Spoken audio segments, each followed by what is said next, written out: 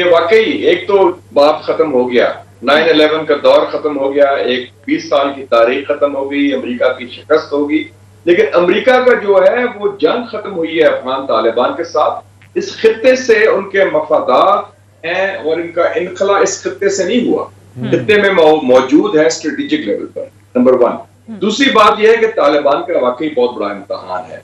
लेकिन इसके साथ साथ मैं देख रहा हूं कि तालिबान का जो इलाकाई प्लेयर्स हैं, जिसमें 5 की प्लेयर्स शामिल हैं, पाकिस्तान, चाइना, रशिया, ईरान और कतर, ये सब चाहते हैं कि तालिबान हो या वसीतुल बुनियाद हुकूमत हो तालिबान से मिलके वो कामयाब हो और अफगानिस्तान को स्टेबिलिटी मुस्तहकम करे।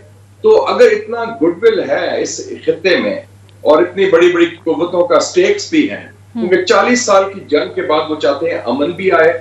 और जिस तरीके से तालिबान ने टेक ओवर किया है काबिल में, एक खुशगवार हैरत थी कि जो वर्स्ट के सिनारियो था कि खाना जंगी होगी, मज़ाहमत होगी, कत्लेआम होगा, वो रेजी होगी, पनागजीर जाएंगे, वो सारा कुछ नहीं हुआ।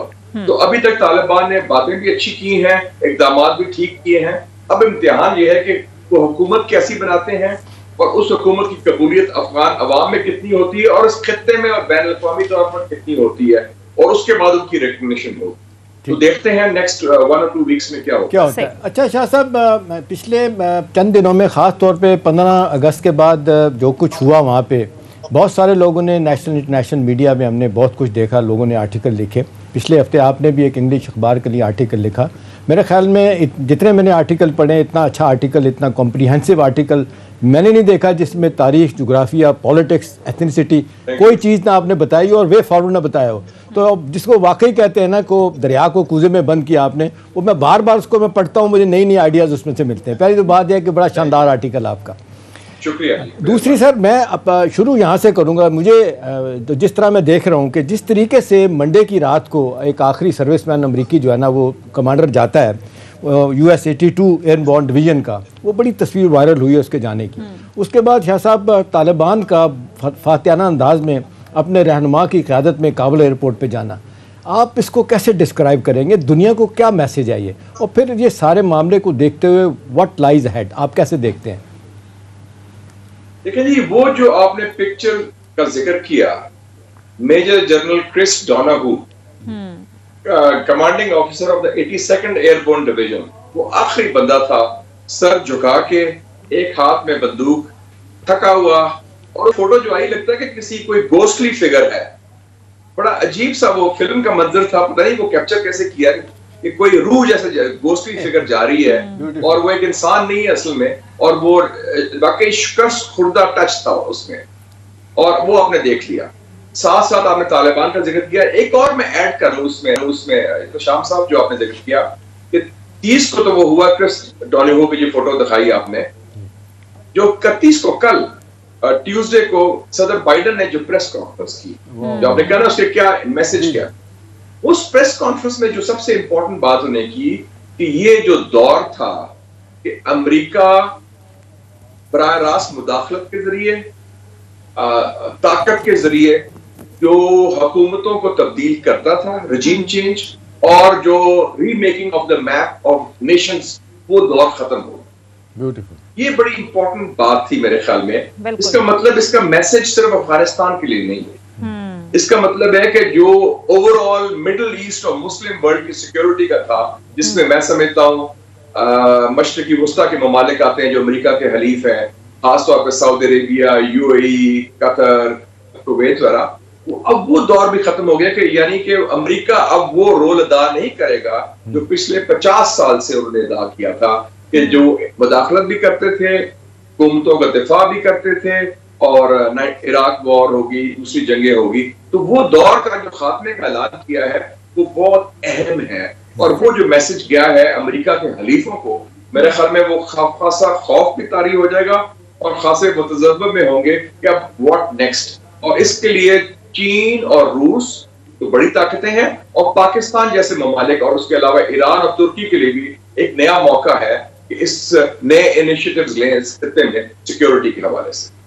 सही। अच्छा मुशाहिद हुसैन साहब, हमने देखा कि पाकिस्तान को पहले जो तहफ़्फ़ुज़ात थे अफ़गानिस्तान से, आज भी वही तहफ़्फ़ुज़ात हैं। आज भी हम देख रहे हैं कि अफ़गानिस्तान की जो सरज़मीन है वो दहशतगर्दी के लिए इस्तेमाल हो रही है। हालिया जो पिछले दिनों वाक़यात हुए हैं जिनकी ज़िम्मेदारी TTP ने कबूल भी की, यही तहफ़्फ़ुज़ात हम देख रहे हैं रशिया को हैं, चीन को हैं, ईरान को हैं। तो आपको लगता है कि अब तालिबान की हुकूमत आने के बाद, बाकायदा तौर पर हुकूमत साजी के बाद, ये तहफ़्फ़ुज़ात किसी हद तक दूर हो पाएंगे? उसमें दो फर्क हैं। एक ये है कि हिंदुस्तान अब मौजूद नहीं अफगानिस्तान की सरजमीन में जो गंद डालने के लिए जो माजी में वो करता रहा है। उनके जो NDS था, अफगान इंटेलिजेंस का इदारा, नेशनल डायरेक्टरेट ऑफ सिक्योरिटी, वो तो आप कह सकते हैं रॉ की ज़ैली तंजीम, वो उनकी एफिलिएटेड बॉडी और उनके रॉ के इशारे पर पाकिस्तान के खिलाफ चल रही। और मुझे तो याद है कि 6 महीने पहले मुझे वजीर खारजा शाह महमूद कुरैशी ने एक डॉसियर भी दिया, Indian state terrorism against Pakistan, जिसमें उन्होंने डॉक्यूमेंट किया मैप्स के साथ, तारीख के साथ, डिटेल्स के साथ कि 66 ट्रेनिंग कैंप अफगानिस्तान में है पाकिस्तान के खिलाफ और 21 हिंदुस्तान में है। तो एक तो हिंदुस्तान का फैक्टर नहीं है। दूसरा जो ये रजीम थी अब्दुल गनी की, अशरफ गनी की, और ये मुहिब और ये जो दूसरे लोग थे अमरुल्लाह साले टाइप्स, ये सारे जो हिंदुस्तान नवाज थे, इनका एक ही काम था पाकिस्तान के खिलाफ बातें करनी, पाकिस्तान के खिलाफ रोना धोना और पाकिस्तान बैशिंग। तो ये दो फैक्टर नहीं है। तालिबान का कंट्रोल नहीं है, लेकिन तालिबान पाकिस्तान दुश्मन नहीं है। लेकिन इशू ये है हमारे लिए, जो आपने पॉइंट आउट किया, कि UN सिक्योरिटी काउंसिल की रिपोर्ट आई है 26 जुलाई को। 12,000 बैरूनी दहशतगर्द अफगानिस्तान में मौजूद हैं, जिसमें अक्सरियत यानी कि 6,000 या 6,500 TTP के हैं जो पाकिस्तान दुश्मन तंजीम है। उसके अलावा दाइश भी है, अल-कायदा भी है, चीन दुश्मन भी है, रूस और उज़्बेक दुश्मन भी है। लेकिन हमें कंसर्न है कि ये TTP जो माजी में एक हथियार था हिंदुस्तान का, अब उस पर लगाम लगाएगी अफगान तालिबान या नहीं। और जो मुझे मालूम हुआ है, मैं हाल ही में एक ब्रीफिंग में भी गया था GSQ में परसों जनरल बाजवा के साथ और मिलिट्री हाई कमांड के साथ, और आज हमारी मीटिंग भी हुई है फॉरेन मिनिस्टर शाह महमूद कुरैशी की खारजा अमूर कमेटी में पार्लियामेंट में। तो एक बात जो हमें एहसास हुआ है, टेक अवे कह लें इन ब्रीफिंग्स का, कि पाकिस्तान ने कन्वे कर दिया अफगान तालिबान को ये रेड लाइन, इस पर कॉम्प्रोमाइज नहीं हो सकता। और ये हमारे लिए बुनियाद होगी आपसे ताल्लुकात की, कि आप किस तरह कंट्रोल करते हैं। और यही एटीट्यूड, जैसे आपने सही फरमाया, चीन का है, रूस का है, ईरान का है, ताजिकिस्तान, तुर्कमेनिस्तान, उज़्बेकिस्तान है और बैनुल अक़वामी बरादरी का है। तो उस हवाले से मेरे ख्याल में एक मुश्तरका मौक़िफ़ वाज़ेह है दहशतगर्दी के हवाले से। और तालिबान ने भी अभी तक वादा तो किया है कि वो अफगानिस्तान की सरजमीन को किसी सूरत में किसी हमसाए या किसी मुल्क के खिलाफ इस्तेमाल नहीं होने देंगे दहशतगर्दी के हवाले से। शाह साहब, इसमें सारे मामले में एक और डायमेंशन है जिसका भी आपने भी जिक्र किया, पहले हमने नहीं देखा था। 9/11 के बाद दुनिया बिल्कुल एक तरफ से इधर अफगानी बिल्कुल अकेले हो गए थे तालिबान। अब जिस तरीके China, Russia, Iran, Turkey, Pakistan और फिर प्रेसिडेंट पुतिन का बयान कि जी दुनिया को तालिबान की मदद करनी चाहिए, एक ये एलिमेंट। और दूसरी तरफ वेस्ट जो है वो शराइत के साथ शाह साहब ये कह रहे हैं कि जी हम मदद करेंगे, और ये भी कह रहे हैं कि जी करप्शन बहुत है और हम इनिशियली पैसा देंगे भी तो NGO के थ्रू देंगे, गवर्नमेंट को नहीं देंगे। तो आपको लगता है सारे मामले में जो एक और तवक्को की जा रही है कि जी लिबरल पार्लिमानी डेमोक्रेसी हम देखना चाहता है वेस्ट, वहाँ पे अगर ये सब कुछ नहीं होता तो लोग कह रहे हैं वेस्ट वाले लिखने वाले कि जी क्यास होगा, एक दफ़ा फिर दहशतगर्दी होगी, फिर अफरा तफरी होगी। खुदा ना खास्ता इस तरह की चीज़ देखते हैं आप? देखिए जी, एक तो वेस्ट का मसला लिबरल पार्लियामेंट्री डेमोक्रेसी नहीं है मेरे ख्याल। ठीक उनका है कि उनके मफादात का तहफ़्फ़ुज़ कौन करता है। आप देखें कि उनका बेस्ट फ्रेंड इस खित्ते में कौन है? मोदी है। वो मोदी के यार हैं, और मोदी तो एक नियो फैशिस्ट है, तासुब की बुनियाद पर, तकसीम की बुनियाद पर, तजाद की बुनियाद पर, मुसलमान दुश्मनी, मसीह दुश्मनी, वो तो हिंदुस्तान का वो फैशिस्ट है। दूसरा मशरक़ी वस्तों में उनका बेस्ट फ्रेंड इजराइल है जो फलस्तीनियों का कातिल है। तो ये हम लिबरल डेमोक्रेसी को इतिहास समझ। और सैंक्शन देखें, हमें भी सैंक्शन लग चुके हैं, ईरान पर लगे हुए हैं, चीन पर लगे हुए हैं, रूस पर लगे हुए हैं। ये tried tested and failed formula है मगरिब का और खासतौर पर अमेरिका का, कि अगर दबाव डालना है तो सैंक्शन लगाओ, और वरना तो उसी तरह का काम करें। इन्होंने बाकी मशरिकी वस्ता में हर रजीम से बात की है, सारी कोई जमहूरी निजाम तो नहीं है। मसला ये है कि वो जंग हारे हैं, उनको चाहिए कि इस वक्त तालिबान का इशू मेरे ख्याल में 4 करोड़ जो अफगानिस्तान की कौम है, जो 40 साल से जुल्म और ज्यादती उनको हुई है, उनकी मदद करें। अफगान ख्वातीन की वो बात करते हैं, अफगान नौजवानों की बात करते हैं।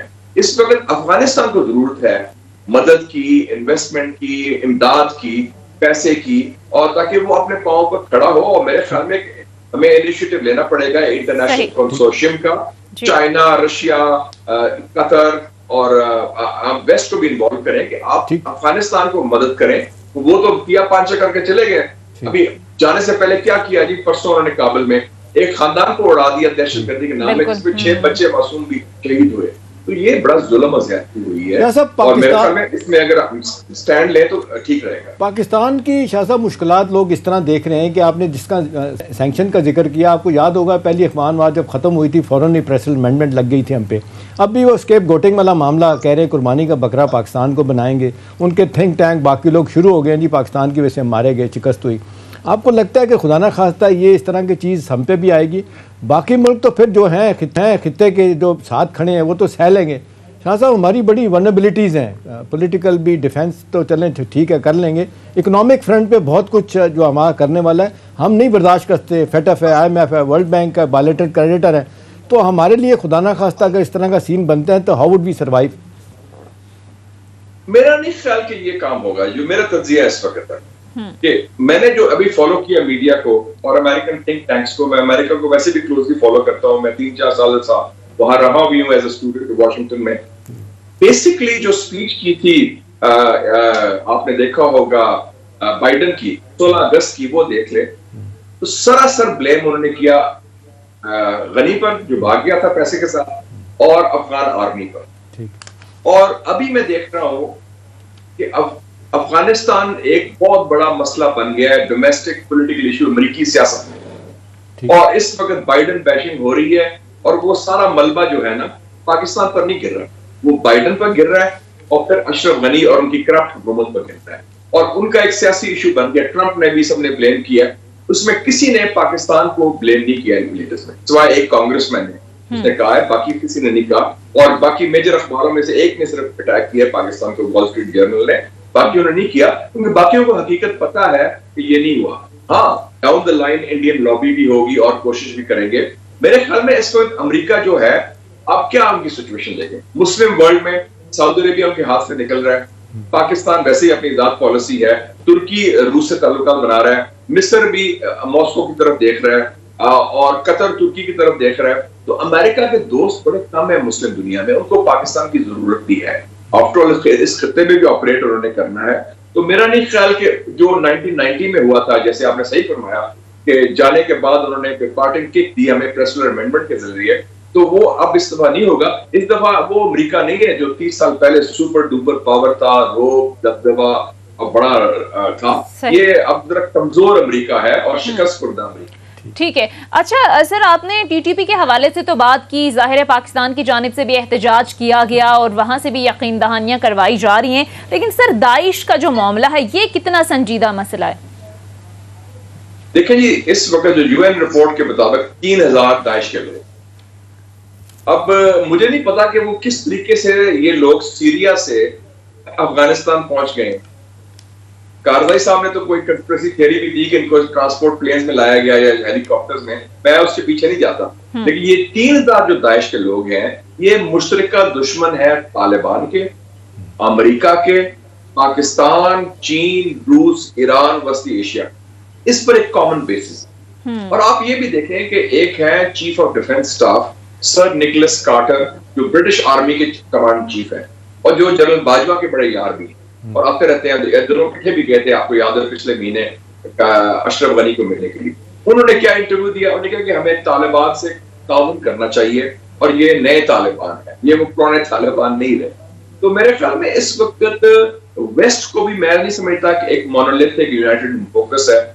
फ्रांस और खासतौर पर जर्मनी और बरतानिया का मौकफ अमेरिकी मौकफ से थोड़ा सा फर्क है, और उसकी काफी UN डिबेट में भी हुई जो परसों हुई थी, और UN में तो आपको पता है चीन और रूस का मौका भी मुख्तलिफ था, और फ्रांस ने भी कहा था कि उनका मौका मुख्तलिफ होना चाहिए। वक्त कम है, एक आध सवाल कट एंड ड्राई नहीं है। ठीक, एक आध सवाल मौका देख के आपसे और पूछ ले। ये बड़ी बहस हो रही है कि जी इंक्लूसिव गवर्नमेंट वसीउल बनाद हुकूमत, सारे पश्तून, चेचन भी और जनाब उज़्बक भी और इस तरह के सारे हज़ारा लोग भी शामिल हो जाएंगे, उम्मीदें भी की जा रही। आपको लगता है, कुछ लोगों का ख्याल है कि जिस तरह की ट्राइबल सोसाइटी है ये सब कुछ नहीं हो सकता, आपको लगता है अल्टीमेटली कामयाब हो जाएंगे तालिबान सबको साथ लेके चलने में? देखिए, तालिबान भी अब ये मेरे ख्याल में ये वाज़ेह होना चाहिए, उनको मालूम है कि ये 1996 नहीं, अफगानिस्तान तब्दील हो चुका है। अफगानिस्तान में मिडिल क्लास भी है, ख़वातीन के हकूक भी है, 7 मिलियन अफगानिस्तान के स्टूडेंट्स यूनिवर्सिटी, कॉलेज और स्कूल में पढ़ रहे हैं, जिसमें 35% तो ख़वातीन है। जब तालिबान ने हुकूमत छोड़ी थी 2001 में, उसके सिर्फ 90,000 तालिब इल्म। सही। 50 लाख तो उनकी मिडिल क्लास होगी अफगानिस्तान की, और अफगानिस्तान में सिविल सोसाइटी है, एक जमहूरी माहौल है, मीडिया आजाद है। तो वो तालिबान ये घड़ी वापस, they can't turn the clock back to 1996। और इशू ये नहीं कि सिर्फ ओहदा देना है अब्दुल्ला को या हिकमत यार को, इशू ये भी है कि आपको एक्सपर्ट्स चाहिए हुकूमत चलाने के लिए। 21वीं सदी अफगानिस्तान के लिए एक्सपर्ट्स, टेक्नोक्रेट, स्पेशलिस्ट, वो उनको ढूंढने पड़ेंगे। और तालिबान का इम्तिहान है, मेरे ख्याल में ये तालिबान भी बड़े प्रैग्मेटिक हो गए हैं, ये भी नए तालिबान इन्होंने सबक सीखा है और इनको अच्छी मशवरा भी मिल रहा है शायद। तो ये शायद वो गलतियां नहीं दोहराएंगे जो माजी में। ठीक है, तालिबान वो गलतियां नहीं दोहराएंगे, माजी में उन्होंने की। बहरहाल